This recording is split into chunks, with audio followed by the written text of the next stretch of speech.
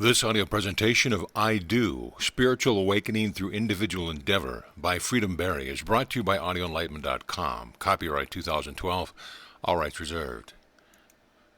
Gloria Patri, glory be to the Father, and to the Son, and to the Holy Ghost, as it was in the beginning, is now, and ever shall be, world without end. Amen. Author's note: in face of the preacher's bold assertion in the book of Ecclesiastes that there is no thing new under the sun, I would not presume to claim credit for originating the principles set forth in this book.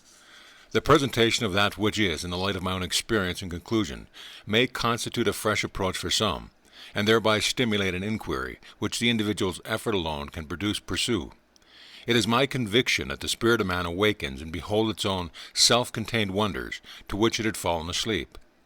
If this book encourages you to conduct your own spiritual exploration, eschewing all theories, systems, and comparisons, and to accept only authority of your own experience, it will have fulfilled my purpose in writing it. Freedom Berry, Laguna Beach, California, August 1962. Part 1. The Purpose, as it was in the beginning. The Being. Quite understandably, the question arises: if there is a Supreme Being, what could His purpose possibly be in permitting, if not deliberately directing, the performance occupying the world stage today, a spectacle in which almost everybody appears helplessly out of touch with that supremacy? In order for anyone to understand a situation perfectly, he must place himself in it. Then, established at that vantage point, he becomes enabled to understand from that situation. The admission of this necessity for perfect or even improved understanding carries with it tremendous responsibility, because in acquiring a just understanding of God, or if you prefer causation, the inquiring individual must place himself as the Creator. This assumption of Godhood is such a radical departure from the created effect status we have been accustomed to accept of ourselves that few of us are willing, let alone prepared, to take the initial plunge. But take it we must, if we have here a first-hand experience of God. Otherwise, we remain in the position of having to accept or reject the theories or discoveries of others, founding our conclusions on their efforts. If we happen to admire these efforts, we are likely to accept the convictions they produce. But what happens if a much-esteemed pioneer suddenly reveals feet of clay? Does our acceptance of his conclusions become shattered along with our image of him? Almost invariably it does. When this happens, enough time to produce a sufficient disillusionment, we begin to learn to tread the path of our own investigation. This is when our admiration generally increases for those fallen idols whose efforts we had formerly relied upon so stoutly. A sudden respect for their endeavors, taken in solitude, wells up in us, and for the first time we can honestly forgive the weaknesses we had thought all but inexcusable. No one pursues the path of spiritual awakening without trials and some errors. If we think otherwise, when we become solitary seekers, we will discover a company of great minds who have preceded us through similar tribulations. Dare to consider yourself the center of whatever surrounds you, and regard this hub as the origin and supporting force of all you behold. I do not mean to imply that the physical appearance, which may to you right now constitutes your identity, is or could ever become the creator of your environment, not to mention the universe or the cosmos you consent to beyond that. But there is at the very core of every individual the awareness of being, which alone sustains whatever it is aware of being. I say the awareness of being, not an, for even though defining itself in a multiplicity of forms, it remains first-person singular, present tense, in every case where it announces its presence as I am. A thoughtful perusal of all sacred writings of vision, or scriptures, will serve to identify I am as the name of the Creator. But is your I am the same being, or is it just one of the several billion, one of a society of we are, all miniature likenesses under the central control of the great I am? One's answer determines his status as victor or victim in the drama of life as it unfolds in the living of it. Even the we are concept, limited entirely to the interpretation of appearances visible to one's degree of awakening, depends ultimately for its acceptance upon the identifying capacity of the individual, which capacity, in the last analysis, must consent. I am aware of these as we. So thrown once again back upon your own I am, as the identifying center of all that has identity for you, regard your I am as the infinite I am, fallen asleep to its infinitude.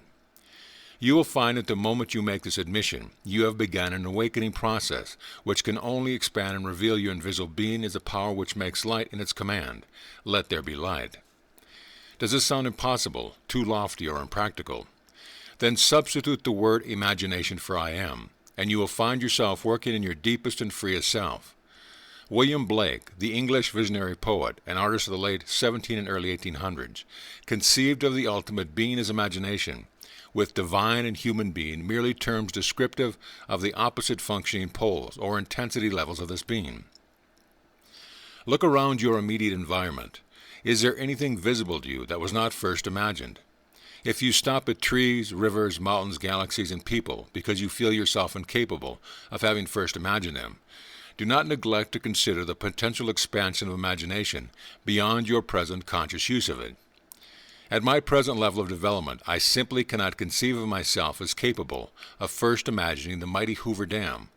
Nevertheless, imagination on some functioning level of its intensity did first imagine it. When the degree of self-awareness is keenest, its creativity is the most in evidence.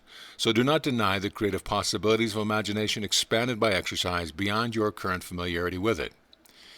Consider these verses from St. Paul's letter to the Ephesians. In saying, He ascended, what does it mean but that He had also descended into the lower parts of the earth? He who descended is He who also ascended far above all the heavens, that He might fill all things. Ephesians 4, 9 and 10. The divine imagination, conceiving the entire drama of life, complete with characters, setting and plot situations, including, but not restricted to, that infinitesimal section known as the cradle to the grave, descends in intensity to a level where it is capable of believing anything of itself, even believing itself to be every character in the play. It is not the characters, but it is the only actual life the characters have. In Him we live and move and have our being. Acts 17:28. In the divine imagining, every character in the drama of life finds its motivating force, its living, its capacity to move, its very being. God's purpose is to reveal you as this power, the divine presence, or I am, rather than to remain asleep to His selfhood in you, in the acceptance of yourself as the characteristics made visible, that this selfhood animates. As a Christian, I believe that God is one immortal life, and that His promise to me is that I shall have this immortal life. If I were merely an instrument through which this immortal life flows, as water courses through a pipeline, and this is the most widely accepted status quo, what would be the possibilities of my ever having immortal life? But if, on the other hand, my very imagination, my free functioning awareness of being, were this immortal life itself, slumbering on infinite levels of its own being, I could, through a meaningful direction of this living process, awaken to the very personal discovery of the basic Christian intent.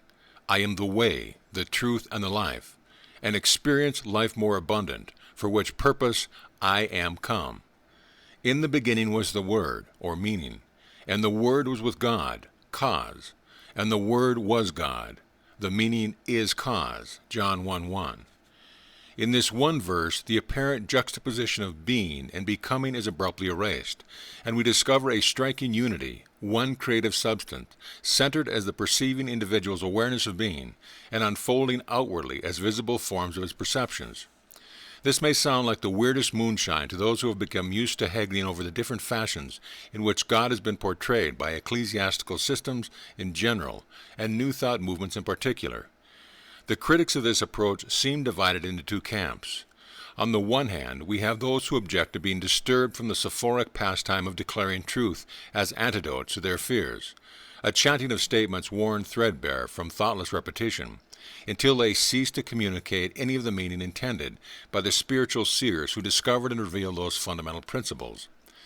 Then, on the other hand, we have those who are developed intellectually in the wisdom of this world, who level the claim that this is an oversimplification of cause and effect, that spirit, truth, life, love, omnipotence, all these terms, are too abstract to be identified with just anybody's imagination. But why should these terms seem too abstract to anyone, unless left outside that one's own experience of them? As the true method of knowledge is experiment, the true faculty of knowing must be the faculty which experiences this. This faculty I treat of. This is William Blake's argument, which precedes a list of 7 principles and a profound conclusion under the title, All Religions Are One, with a very significant subheading, The Voice of One Crying in the Wilderness. He etched some discoveries from his own experiencing faculty, which discoveries ultimated in the conclusion that the true man is the source. Is the term spirit so nebulous, so devoid of personal actuality, that it must be forever relegated to Olympian untouchables? Why should capital letters make such a great alteration in the accepted meaning of a simple word? When the distinction between divine and human is seen to be one of intensity rather than substance, the capital letter will indicate only the same content raised to a causative level. Surely we must all have experienced, at least witnessed, a spirit of fear, a spirit of jealousy, a spirit of tolerance, a spirit of forgiveness. But this we simply mean that we have felt the very essence of these attitudes. Essence is from the Latin verb esse, which means to be. It should not be then too difficult to understand spirit, or essence, as the feeling of actually being. God is spirit, and those who worship him must worship him in spirit and truth. John 4:24. Intensify the feeling of being anything, and you will give evidence of actually being it. Is the term spirit remote from individual experience? I think not. The word truth is subject to the same test and suffers no worse from the investigation. Whatever you truly regard as actual is actual, and no one could persuade you to alter your acceptance of whatever your own experience has proved actual to you. Of course, further experience may modify your conclusions, but your acceptance will still be based on your own experience. Try living the values you have associated with the life divine, and discover for yourself whether or not they become the circumstance of your own life. And love? Who has not seen it expressed or abused on any number of different levels? The joy love impart is in direct proportion to the spiritual altitude of the user. These human attributes become divine realities for us, not through rejection or suppression, but through our improved use of them. But use them we must, or they remain suspended forever for us at the level where we last observed them. A first-hand experience of any of these terms, heightened for you even ever so slightly in the scale of your spiritual development, will illustrate wherein the power lies. If it seems that omnipotence is too strong an appellation for this power that appears so feeble after such a little exercise, remember, you have proved and agree that this power, this imagination is. Could there be anything in addition to that which is? If there could be, it would have to be, is not. So power is necessarily all power. Now, having discovered it, exercise it. Let the critics of this approach to existence, from both camps and any others there may be, direct their energies to an honest, patient, and persistent test, and see whether or not this remarkable equipment of theirs, the human imagination, their absolutely free functioning awareness of being, can be considered responsible for producing conditions in harmony with their imagining. Let them taste and see that the Lord is good. Psalm 34:8. To taste requires contact. More than an objective appraisal, tasting implies a partaking of whatever is taste. And if one really partakes to the point of actual digestion, that one has, in a sense very real to him, become at one with the object of his tasting. Those possessed of a nimble spiritual curiosity will press this pursuit to the realization that, I am God, and there is no other. Isaiah 45:22. The drama, all the world's a stage. Shakespeare's declaration is literally true. All of life is a conception of the great playwright, the divine imagination, and the meaning of this fantastic drama is clear only at the divine altitude, where it is conceived as a whole. At that height of intensity, the play exists only as a conception for the conceiver. It is without form and void, but the meaning must be made apparent. The word must be made flesh. There must be characters to communicate this meaning, so all the characters are formed in the divine imagination. The Lord has made everything for its purpose, even the wicked for the day of trouble. Everything that can be imagined has to be included, because the being itself is imagination. Nothing could be left out, whatever the meaning be noble or ignoble, sublime or ridiculous, pure or filthy. Everything is present in the imagination. Does it seem irreverent? Does it offend the one who insists that God only makes the pleasant things? How then is one to interpret these verses from Scripture? See now that I, even I, am He, and there is no God beside me. I kill and I make alive, I wound and I heal. Deuteronomy 32:39. And, I form the light and create darkness. I make weal and create woe. I am the Lord who does all these things. Isaiah 45:7. Your own imagination is the being that can and does imagine all conceivable possibilities. Is anything too hard for the Lord? Genesis 18:14. The light in a picture projector is as responsible for casting the appearance of an unprivileged slavery as that of the princes he serves. The obvious inequity of the characters in life drama is compensated completely once you see that one being, the awareness of being, is playing all the parts, and that you are this being and not what appears to you to be just one of the parts. Then you begin to understand that the play is an eternal one, that it is unfolding in you, and the focus of your attention projects upon the space-time screen around you those meaning upon which is focused. Many would be pleased to admit the world to be a stage, if only they had some notion of the drama and of the author's intent. We look out upon a world gone mad with violence, hastening headlong to its own destruction, exploiting power-thirsty political demons who usurp control of the helpless innocent, and the prominence of such ugliness makes it all too real to any onlooker. We know it is happening. We can see it with our own eyes. Our very senses testify to the sordid reality of the contents of life. Is there no escape save through the individual's dying out of life and into eternity, where we have been taught to believe these things no longer exist? No one can experience a proper relationship between himself and the world that surrounds him without a clear understanding of eternity and time. Blake wrote in A Vision of the Last Judgment, "Eternity exists in all things in eternity, independent of creation, which was an act of mercy." Eternity is not the long, cold, unending grave to which the old theological concepts would have us all consigned in the end. Eternity is the being revealed in the first chapter of this book, that is your imagination. Every possibility that could occur in the entire living of life is permanently fixed in the imagination as conceivable. Regardless of their appearance in history or passing time, events remain eternally imaginable. By way of example, consider the alphabet, which in any language contains the invisible elements for whatever can appear as literary expression. All letters coexist in the alphabet, endure simultaneously, whether or not anyone is using them to form them into combinations that illustrate a meaning. These letters have no dimension in the alphabet, for they are concepts, but when concepts are illustrated by applying dimension to them, the result is visible symbols, such as the letters A or B or some other letters. Actually, it is the illustration or symbol of the letters that we see, for the real letters of the alphabet are not seen but imagined. If I were to write 1,000 F's on a sheet of paper and then burn the paper, I still would not have depleted the F by such extravagant use, nor would I have destroyed its substance in ashes. The substance of any letter is not in its being visible, but in its eternal and invisible conceivability. The illustration of any conceivable possibility is achieved by applying dimension to a concept. This application of length, width, and depth makes a projection of an idea into the further dimension of time and space, and thus clothed, it is interpreted as an objective reality by the perceiver.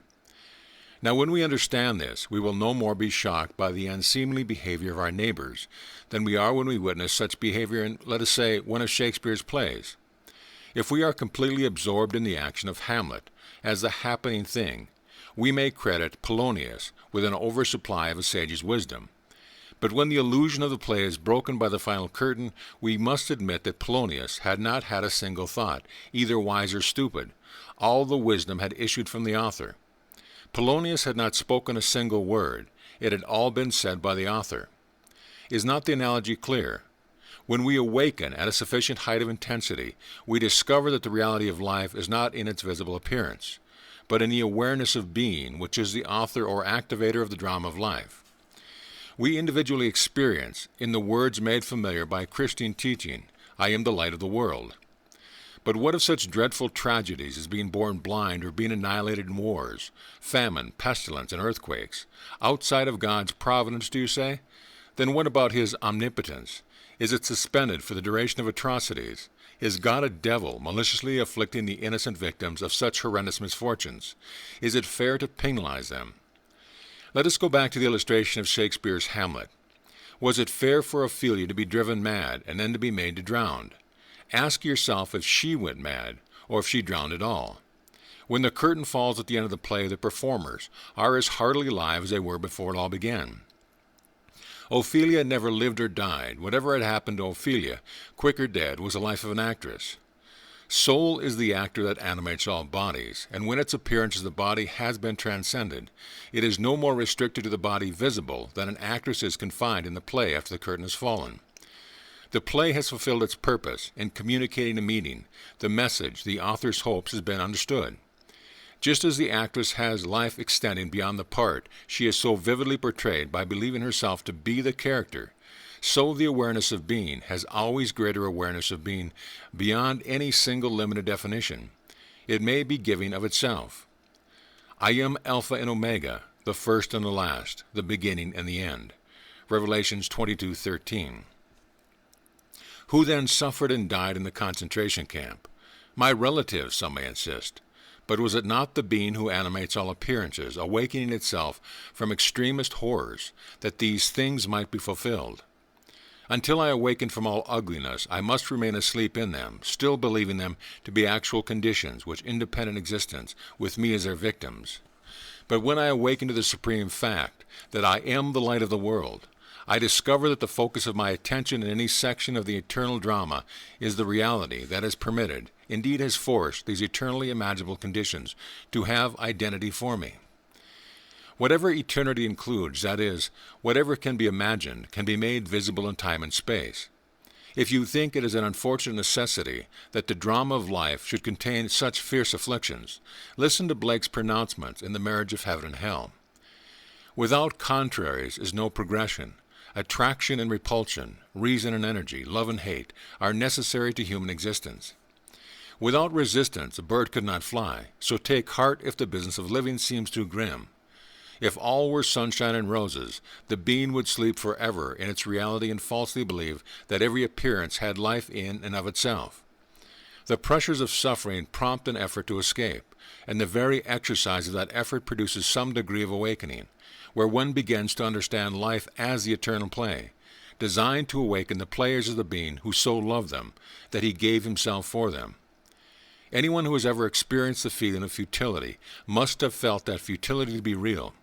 Similarly, one who has experienced bliss surely believed that bliss to be real. But where was the reality of bliss while he was experiencing futility?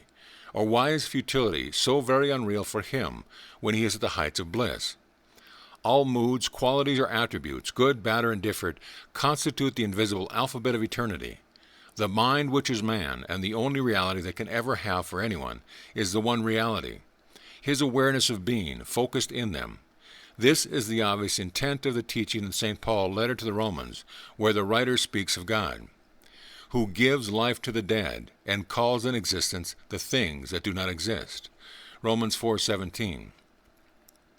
Awake, O sleeper, and arise from the dead. Ephesians 5:14. In this awakening, we discover the drama of life is eternally dead, and that all its events are conceivable, but remain inactive until animated by the light of the world.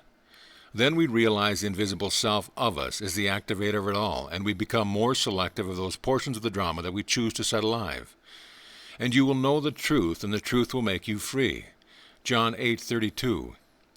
This truth, that your own I am, is the light of the world, sets you free to select from the inexhaustible alphabet of conceivable possibilities, and having selected, to direct the performances in the depth of your invisible being. And this invisible being itself is the force that projects its directed performance visibly upon the world stage. The abandonment, crucifixion. Any person in the world, regardless of his advantages or world preparation, can become whatever he wishes to be. Does that appear to promise too much? Then lest you become misled, let me quickly add this modification. No one becomes his ideal by merely wishing to be it. In the very depth of your being, in your imagination, you must feel that you are the ideal already. You can rise no higher than the way you identify yourself habitually. In this process of completely abandoning the self of you to a new definition you have chosen for yourself, you are personally fulfilling one of the three greatest mysteries in Christian doctrine, namely the crucifixion. Without the crucifixion, there could be no visible drama of life. The entire content of the play would endure only in eternal conceivability, were it not for the act of mercy of which Blake speaks. Crucifixion is the act of affixing oneself to some ideal, and then cleaving unto it, until thy become one flesh. That is, until that ideal is dimensionally apparent or visible. The whole gospel narrative of Jesus Christ being God on earth is a perfect illustration of the spiritual process of the being becoming its definition. The being, as revealed in the first chapter of this book, must enter the drama, as described in the second chapter, and the complete abandonment of itself, as the self of every character in life's play is the act of mercy that starts the whole play unfolding as the experience of every individual. The being is alive, but the play is dead. If the play is to live, it must have life in it, because the awareness of being is the only life. That awareness of being must become aware of being the life of every living thing. The divine imagination could not remain divine and at the same time be aware of being human. So it descends in intensity to that contracted limit of perspective which shuts out all that lies above its circumscribed view.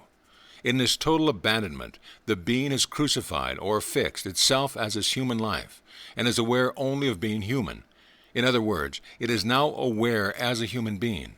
The profound depth of its sleep notwithstanding, the being is the same being that was in the beginning. It has fallen in intensity to the opposite pole of its functioning, and only the experience of living the drama of life can exercise the being sufficiently to effect its awakening. The theory of man's having fallen from God's grace and being shut out from paradise is only an ecclesiastical distortion of God's falling in intensity or degree of awareness until he is aware as man. The process of awakening will expand that man's awareness to being aware as God. Blasphemous? Then listen again to St. Paul's words. In saying he ascended, what does it mean but that he had also descended into the lower parts of the earth? He who descended is he who also ascended far above all the heavens, that he might fill all things. Ephesians 4:9 and 10. This is the mystery of the Word being made flesh. The Scriptures do not present an historical account of anything that once took place on earth, but they do present the eternal pattern of what is always taking place on earth. Through the process of abandonment of the only being to the meaning of the drama, that meaning or word is made visible, made flesh, on the world stage for all to witness. Far from being the barbarous murder of one divine man, the crucifixion is the presentation of life to every human. The gospel narrative provided the information that crucifixion is done in Golgotha, which the verse immediately clarifies, means the place of the skull. The cross is the human form, with head held high and arms outstretched, in the place of a skull. In the skull of every human, the awareness of being affixes itself on this concept of itself on this cross, and it completely surrenders its awareness of being divine. My God, why hast thou forsaken me?" is the audible proof that the abandonment is complete. And that point the being is no more aware as God. Instead, its awareness is acting at the opposite pole of its intensity. The fall of man is the fall of God as man. The question has been put, if God, as the divine imagination, included all awareness in the beginning, why would he choose to put himself through the drama, if the end result is only his reawakening? But that is not quite the whole of the end result. The awakening process is indeed a restoration of divine memory for the being, but it is a totally new unfolding of the contents of the drama of life for the characters the being is living. To illustrate, just suppose that you had an intense desire to become a lawyer. You would be obliged to abandon yourself completely to being that lawyer. Well, through your dedicated efforts, you would become your ideal. You would not be new in the world, but the lawyer which you would become would be new. This act symbolizes the fall and the resurrection. It is exactly as Blake puts it in his Jerusalem. "Unless I die, thou cannot not live. But if I die, I shall arise again, and thou with me." Death is the mystic's term for the cessation of a particular identification. Unless you die to not being the lawyer, that particular lawyer could not live. But if you die to not being the lawyer, you as the being are not dead. You shall rise in a new definition of yourself. You rise and the lawyer rises with you, but there are not two beings in that resurrection. Every child comes into the world as the being, as I am, through the desire to become anything in this world, and the gratification of that desire by abandoning himself to being it. He visibly becomes that expression. He may be many things in appearance: a man, a brother, a husband, a father, a citizen, a lawyer, an artist, and so on. When he rises in the world, those expressions arise with him. Still, he does not divide his being into several lesser beings with independent existence. In the same manner, one awareness of being abandons itself to numberless definitions of itself. As this being resurrects itself, the definitions arise with this being as their life. The being remains one despite the multiplicity of defined appearances. Your being is this being which includes all appearances. It is not just one of those visible definitions. The resistance to the practice of abandonment is the main cause for stagnation in the personal experiences of so many. This reluctance to make the effort of actually being one's ideal must account for the tremendous appeal offered by the Far Eastern teachings, wherein the individual succumbs passively to absorption into the unconditioned awareness instead of expanding this awareness of his with use. The individual must devote his spiritual powers to activating the desirable aspects of the internal drama. Failing to do this, he would remain still an observer, recognizing rather than realizing, passively acknowledging rather than experiencing. That, in effect, is the theoretical acceptance of Godhood, which so many profess outwardly, and that is the reason for their manifest helplessness in working out their own problems. You are obliged to die and rise again as a life of your desired conditions, a continuous process of expansion. If you are to experience God and not merely make the admission that I am He, I lay down my life that I might take it up again. No one takes it from me, but I lay it down of my own accord. I have power to lay it down, and I have power to take it up again. John 10:17 and 18. Not one character in any play has a word to say about who plays that part, or even if it is to be performed at all. So it is in the great life drama. No one is living by any choice of his own. None has taken his life from God. The awareness of being willingly laid down its life in you. And what the world calls your life is in actuality this divine being exercising its power to take it and awaken it again. Let him take it. It is his anyway. Do not resist the awakening process. You cannot lose your identity by discovering it to be God. He who loses the present concept of his life for my sake will find it. Matthew 10:39. End of part 1.